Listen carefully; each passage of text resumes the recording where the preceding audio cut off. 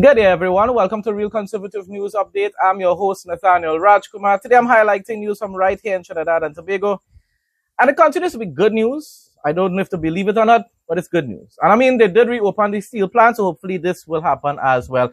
Trinidad and Tobago is actively exploring plans to reopen its historic Pointe-a-Pierre Refinery as high international demand and U.S. Gulf Coast capacity constraints boost the facility's strategic value. It should have never been closed down. I did research, okay, PNM pictures, and I know there were certain projects that costed the state a lot of money, and then certain scandals that took place as well. The state had to end up coughing up a lot of money to compensate certain individuals I will not mention.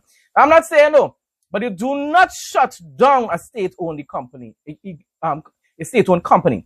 What you do is restructure it. You even downsize it if necessary. Proper management is the key. You don't shut down a company.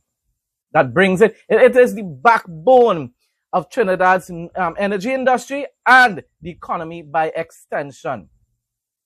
Energy Minister Dr. Rudal Munilal confirmed growing commercial interest from foreign investors in India, Saudi Arabia, Guyana, and Suriname. Guyana, wonderful. If you want Guyana to get involved, beautiful. Saudi Arabia, yes. India, I am not so sure about. Suriname, I'm not so sure about either. USA, I am positive about. I would love if you can get someone from in the USA to get involved in the reopening of Petrotrin.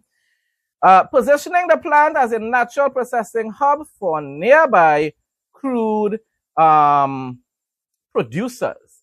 With proper investment, select units could resume partial operations in as little as 6 months. And people, that if they can get that done, that will be wonderful news. But the question is if they can really do it. And that's the question, because we've been hearing for more than a year now that they have the plans, that they have so many individuals that are interested in reopening the refinery, and nothing has come into reality up to this point in time. And that's what they really need to do.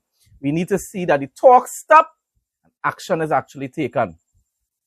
With proper investment, select units could resume partial operations in as little as 6 months, though authorities emphasize that strict legal safety and operational due diligence will be required before selecting a final partner. All that is wonderful, you know. Wonderful. But speed up the process now.